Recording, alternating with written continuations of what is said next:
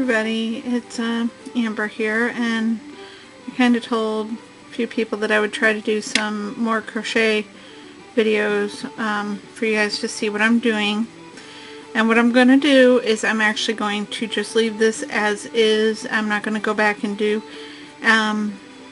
anything, but what I will do is I will upload this twice, and one will be flipped and one will not. How about that? Does that work?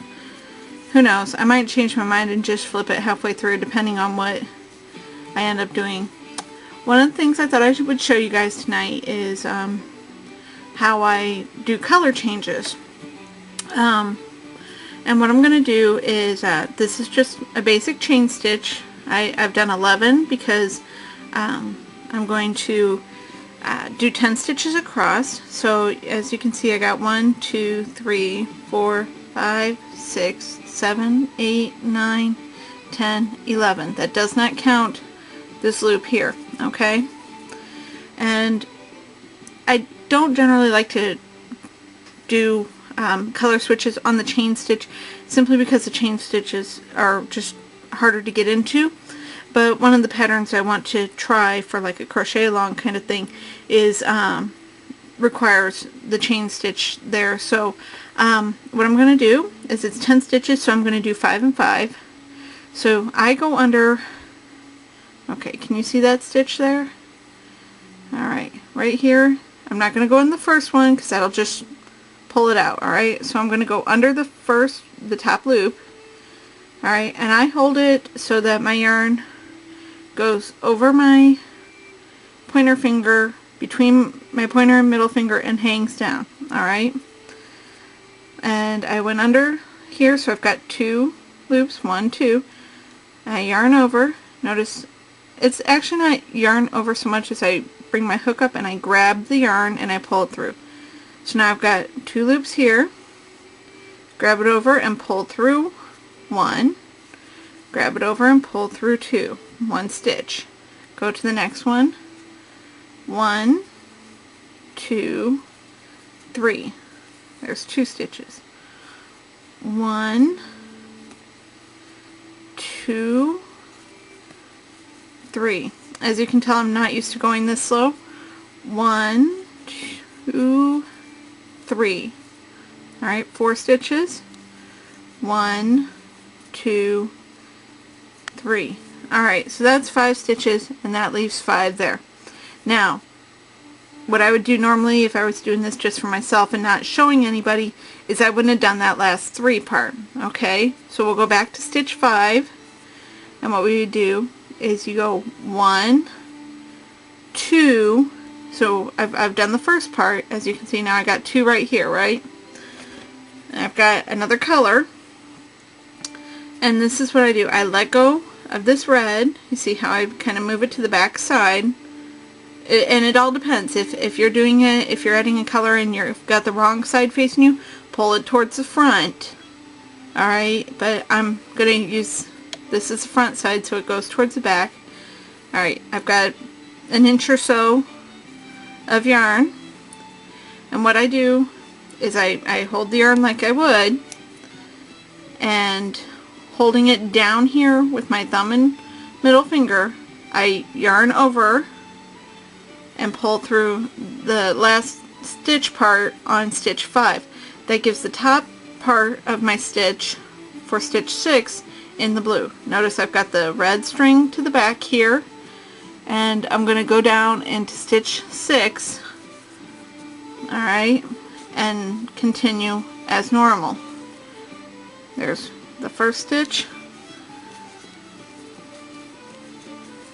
there's the second stitch, 1, 2, 3, third stitch, 1, 2, 3, fourth stitch, 1, 2, 3, fifth stitch. Now, if you were doing this for an actual project and you had this hanging out at the end there, that's not really a big deal. We can hide that. Notice I've hidden most of it back here. Alright, and we do the turning chain. I just do one for extended single crochet. Alright, now because it's going to bother me, and because this end is here. What I would normally do on a piece of my own, I would hold them up under so that I could catch them here.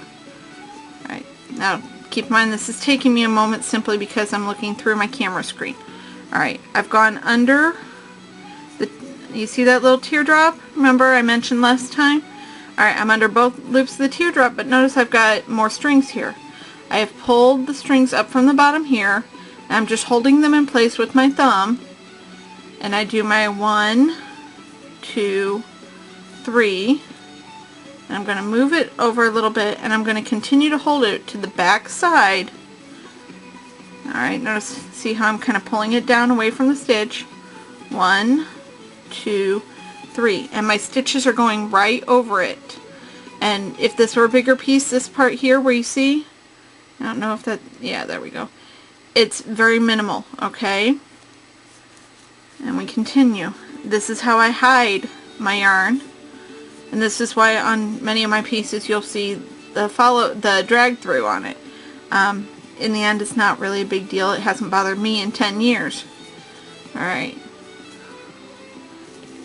And again, we're just doing 1, 2. Alright, now this is the last stitch here because I've got the red here.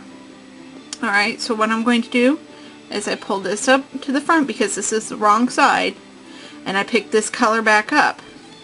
Alright, and I finish off stitch 5 by pulling the first color through. Now this string here, you can do one of two things. You can ignore it and just continue stitching here and make your stitch. As you can see, there we go. I don't know if you can see that. It's not a big deal. It doesn't really look out of place. But if that bothers you, you can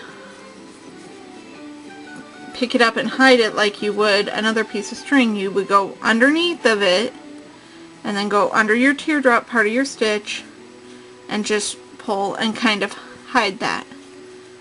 Alright, 1, 2, 3. 1, 2, 3. 1, 2, 3. 1, 2, 3. Alright, and this is an end stitch, and sometimes on the chain stitch it's hard to see, but once you get used to looking for the teardrop, you will see it, and you're just going to grab that and pick it up, do your turning chain, and turn it around. Now notice this whole time that I'm doing this, I've got this piece here to the back side. It's not moving, it's not getting really too tangled up in anything, and you just keep going. 1, 2, 3, 1, 2, 3, 1, 2, 3, 1, 2, 3, 1, 2. Now I'm going to pick up this piece and go like that. Now, since it's to the back side and you can't see it, if you wanted to pick that up like I showed you on the back side, you can go underneath it too and pull through and cover it up. Sometimes I do, sometimes I don't. It kind of depends on my mood and how I'm feeling and what the project is I'm working on. Okay, a little bit further here. And I'm going to flip this around. I want to get to the next 10 stitches before I get to 10 minutes on my video, because, you know, YouTube will only allow 10 minutes and I'm already at 9. And you're probably going, what the heck are you doing at this point, Amber? Well, I'll tell you what I'm doing. I'm crocheting my way. This is how I do it. If you've heard otherwise, or you say that's not how you do it, well, that's not how you do it. This is how I do it. So, alright. Got to the end here. Now